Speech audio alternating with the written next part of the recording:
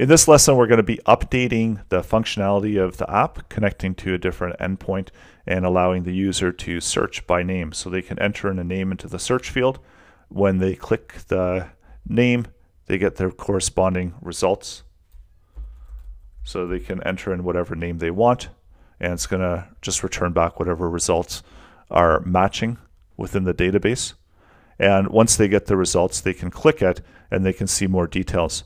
So what we're doing here is we're stringifying the objects, and that includes the arrays as well. So they're just being stringified here. There's a number of ways to output this content, so you can customize it as needed. So there's some arrays, there's some objects, and this is in relation to the content that's being returned back from the click. And there's quite a bit of information contained within the JSON data. So multiple levels of the object, and they contain arrays, objects, and this is just a dump of all of the information that's contained for this particular object. So that's the application that we're going to be building in this lesson. And instead of loading the data, we're going to make a request to another endpoint, and that's going to be a search by country name. So using the input field that we have. So going into the application, let's update this to say apps2.js, and then we're going to duplicate this content as apps2.js. So that way we're still loading the same application, and we're just going to make some updates to the code. So we're no longer going to be hiding, and the text content for the button is going to be search by name, and then we can get rid of that. Search country info. So that's fine. We can leave it at that. And then the event listener is going to make a request. So let's update the endpoint. And the way that I usually like to do is I like to just copy it out. So however we're doing the search, and then also try it out as well within the endpoint just to see that it's working properly. So our original base URL is the v2. So whatever the name is going to be what's going to go into the parameters, and then for the input name. So finalize that with what we've got for the input value. And right now what we can search, we can set a value. And right now that maybe we just say United.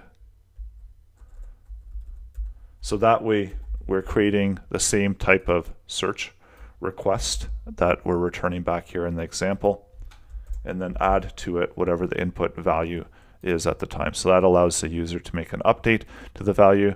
We make the request, and instead of create pages, we'll just log it out to the console. And let's try that out. So we return back the 6 results that are matching with the name. So we want to output those to the page, and we're trying to reuse quite a bit of what we did in the last lesson, so we're not reiterating over it. So we're not creating the pages, but we're outputting the content from that particular page. So instead of doing the load pages, we're going to pass in information into the load of the pages, and then we're also not using the page, the pagination. So we can remove out that function as well. And if we want to just load the pages, let's load the pages using the data. So instead of just logging out the data, we'll do a load of the data. So for the data itself, we can pass that as a data object. And the structure of these objects are going to be the same as we saw in the last lesson. So we can loop through each one of them and output the element on the page. So without a whole lot of change, that gives us the ability to load the contents of each one of those. So we made some changes to the endpoint, and then also the data that we're loading with very minimal change to the actual source code. And also let's do a quick update on what we're outputting. So we've got access to all of this information. We can also update and have a native name as well. So setting that information. We create the node. And this will be title 2. and append it to name. It can be a div. And this can just be a regular div. It doesn't, or actually we don't even need to include a div into it because we're already wrapping it within a div. So instead of name, take the object information native name. And so that will output sometimes maybe something different onto the page. And then we don't need the title too. Just underneath the flag, if we want some additional information. We can also have multiple different, so just giving the object a name. And you don't actually need to give it a name if you just want to create a node. So appending it to name, and if it's a div, so if you want to add another div, and instead of the native name, sub-region. So creating the function is really saving a lot of time, and it's allowing us to very easily update the content that we're outputting and customize it. So if you do want to apply some additional styling or properties to the element, you can make that selection. And if you just want to output the information, you can do that as well. Let's add one more function to this. And within main, we're going to add an event listener. And this event listener is going to load the information.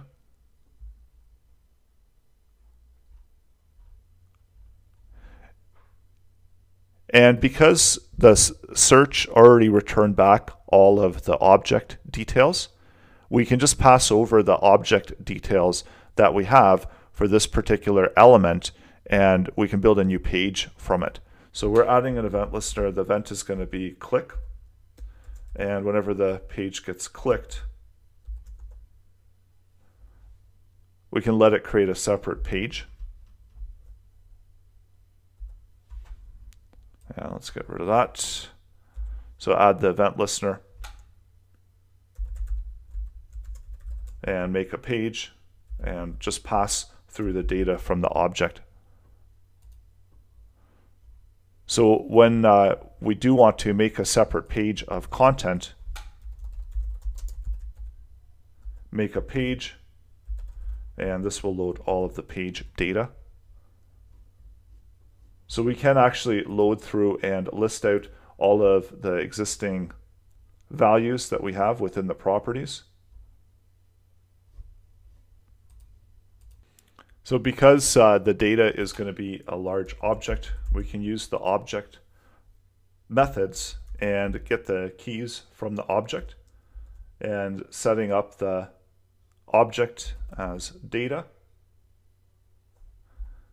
And then because it's going to return back an array, we can loop through each one of those and get the key value from the array. And that way, if we want, we can output the contents of the key, and we'll do do a console of the key value. And if we want to see the key information, we can use the bracket notation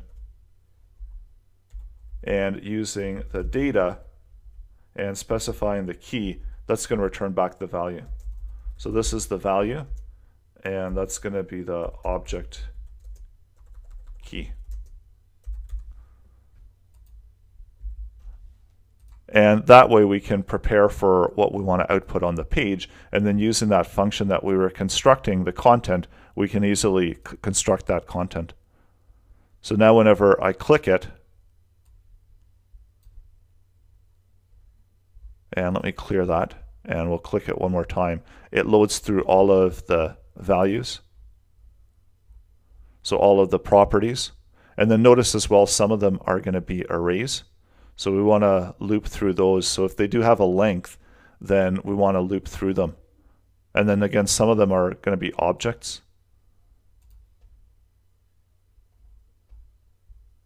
So there's three that look like that they're going to be objects. So if we want to output all of this information, we can check to see if the data has a length. And if it does, then it's going to be an array. So let's output this. And what we'll do is we'll create a main page element. So attach it to output. And then as we iterate through, actually that's the wrong function.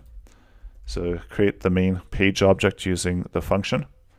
And then we can create nodes appending them to main with the contents of the data key. So this will just create a completely new page, and we'll also clear out any of the existing content within output. And then we always have the search to load the content back. So we make our initial request, we make a click of it, so it outputs the content. And if these are going to be objects, then we might want to iterate through the object as well.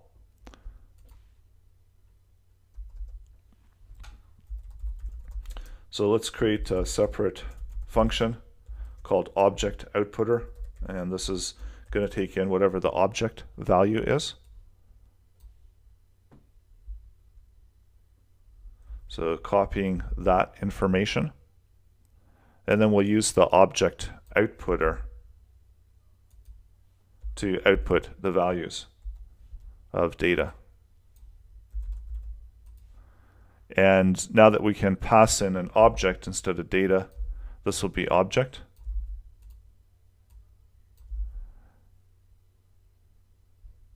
And we also need to have whatever the parent is going to be. So the parent in this case is going to be the main object. So we're passing in a couple objects as parameters, and that's so that we can create the node properly and attach it to the proper element.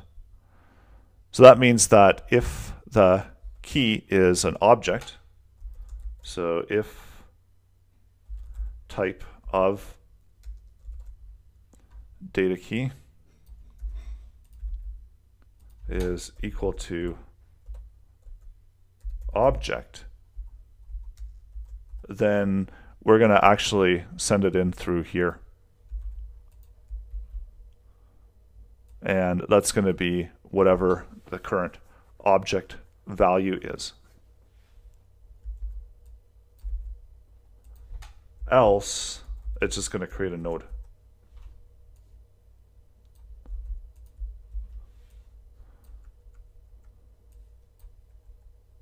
So let's see how that works. So do a search, click it,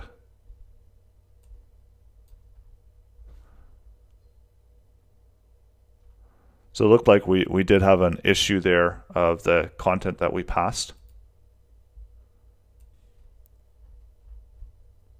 So most of the content it was able to output, but we did encounter some issues with a value of null.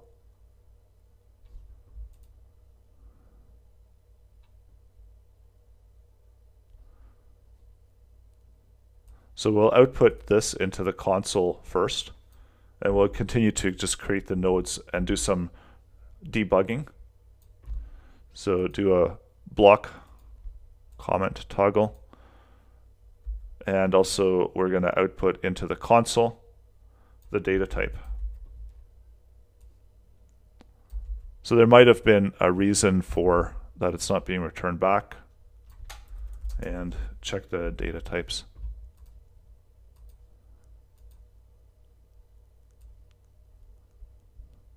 So we are getting that they are an object data type, and in this case maybe because there was a null value there that it didn't have any keys, that it was throwing an error.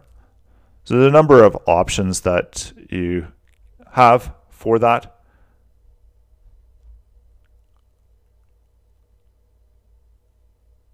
And the reason that was happening here is that it was just being passed in as null. So what I'm going to do is, if it is a type of object, then let's set the value, and we're just going to have a stringified value.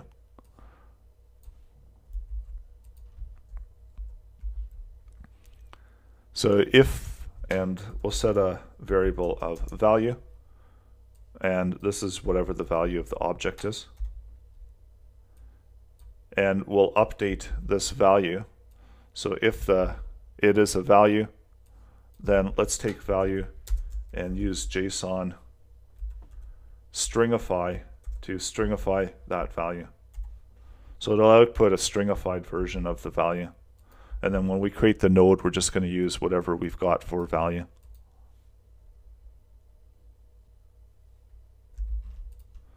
And actually, let's move the create node just above we close the function.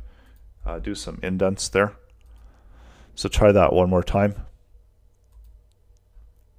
So that gave us the stringified output of the content. So it looks like we're ready to complete the application.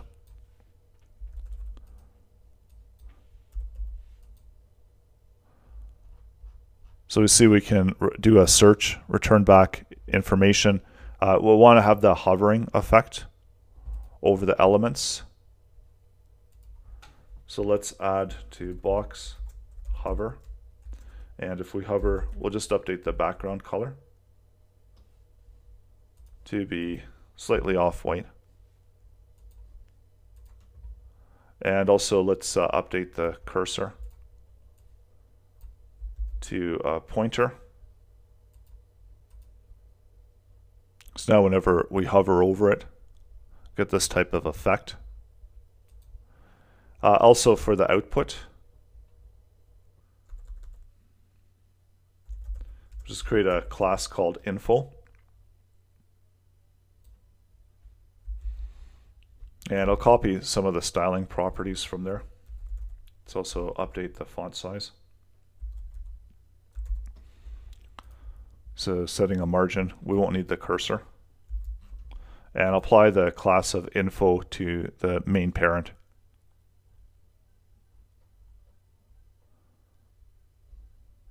So let's take main, class list, add, and we'll add the class of info to it. And then let's also add some padding or borders padding. And I'm just going to copy it to keep things simple. And I've got padding there twice. So let's see what that looks like. So now we've got the countries on the search. If we click it, that gives us an output of the country content. You can customize this as needed. The tasks for this lesson are to connect to the API and return the JSON data, allowing the user to customize the request parameters. So we are going to be doing a search. So according to whatever the user input value is, it should adjust the content that's being returned back from the endpoint of the API. Load all of the object details per item. Allow the user to make a selection of those items and then generate the page data from that user selection and pass in the JSON and the JavaScript object from one function to another, allowing the user to see all of the contents of the object.